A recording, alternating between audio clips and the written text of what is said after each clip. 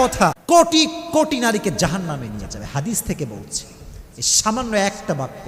বেশিরভাগ বিবাহিতা নারী, বেশিরভাগ বউ জাহান্নামে যাবে স্বামীকে জাস্ট একটা বাক্য বলার কারণে। কয়টা? জোরে বলেন কয়টা? এক অবাক করা হাদিস শুনে আমার হৃদয়ে একটা আঘাত লেগেছে যে নারীরা কেন জাহান্নামে যাবে। এই হাদিস যখন আমি জানতে পেরেছি আমার হৃদয়টা চূর্ণ বিচূর্ণ হয়ে গিয়েছে। এর কারণ হচ্ছে এটা এমন একটা পাপ, এটা এমন একটা গুনাহ, বাংলাদেশের বেশিরভাগ, বলতে গেলে ৮০ থেকে ৯০ নারী এই পাপটা করছে। নাউজুবিল্লাহ পড়ে। বেশিরভাগ নারী তার স্বামীকে একটা কথা অলওয়েজ বলে।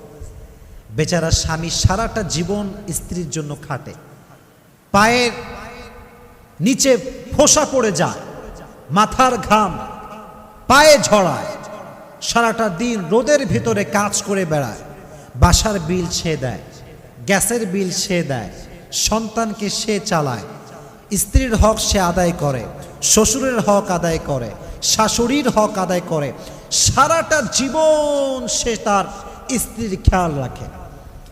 কোনো একটা দিন সামান্য চুল পরিমাণ যখন কম হয়ে যায় তখন নারী বলে কি, মা রাআইতু মিনকা খায়রান কত, তুমি আমার জন্য জীবনে কি করলা, তুমি আমার জন্য কি করেছো আজ অব্দি? কিছুই তো করো নাই। অমকের স্বামী অমককে ওইটা দিয়েছে, অমকের স্বামী তার শাশুড়িকে ওইটা দিয়েছে, তুমি আমার মাকে কি দিয়েছ?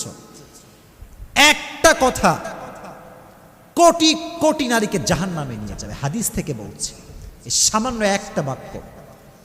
তাকফুরনাল আশির। বেশিরভাগ নারী অকৃতজ্ঞ হয়, স্বামীর কৃতজ্ঞতা আদায় করতে জানে না। স্বামী যে এতটা স্যাক্রিফাইস করেছে স্বীকার করতে চায় না।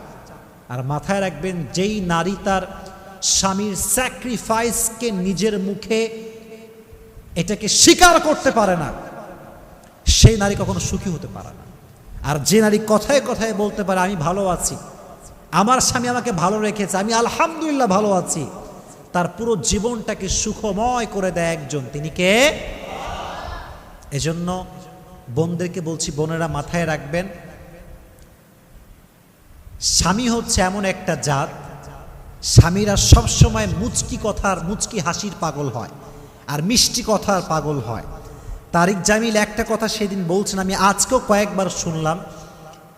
উনি ওনার ভাষায় বলছিলেন যে জবান কা এক মিঠা बोल दुनिया की हर हर शहर से भी ज्यादा मीठा होता है और जबान का एक कड़वा बोल 7 समंदर की कड़वाहट से भी ज्यादा कड़वाहट होती है।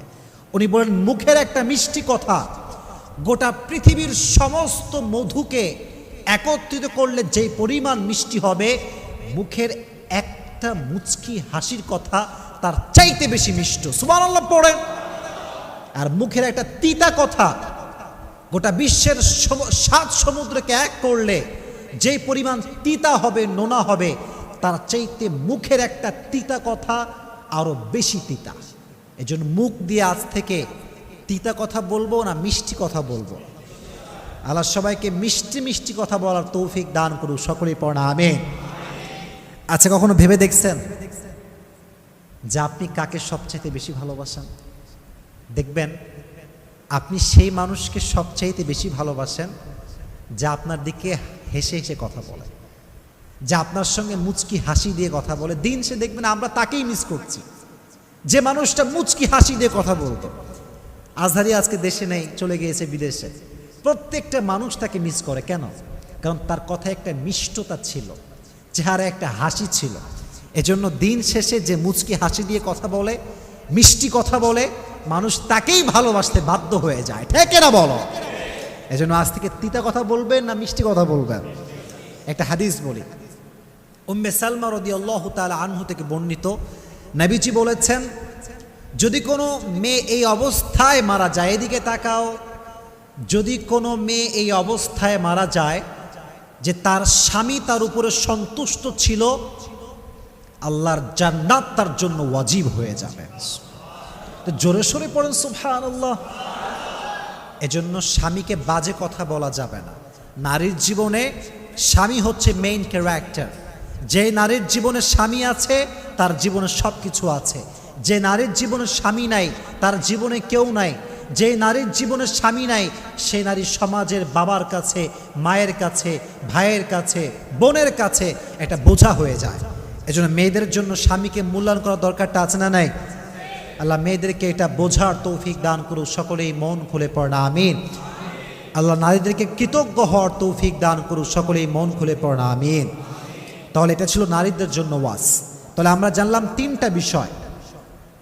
এক হচ্ছে ঈদের দিন পা ধরে সালাম দিয়ে সালামি নেওয়া জায়েজ আছে কিনা, 1 নাম্বার। 2 নাম্বার, মেহেদি মাখা জায়েজ আছে কিনা, 2 নাম্বার। 3 নাম্বার, নারীরা একটি কথার কারণে জাহান্নামে যাবে, সেটি হচ্ছে তুমি আমার জন্য জীবনে কি করলা। এই জন্য যেই বোনেরা আমার কথা শুনছেন মাইক থেকে, কলোনির ভেতর থেকে, সবাইকে আমি বলছি স্বামীর কাছে কৃতজ্ঞ হবেন, কৃতজ্ঞতা আদায় করবেন। আল্লাহ বোনদেরকে এই তৌফিক দান করুক, সকলেই পড়না আমিন।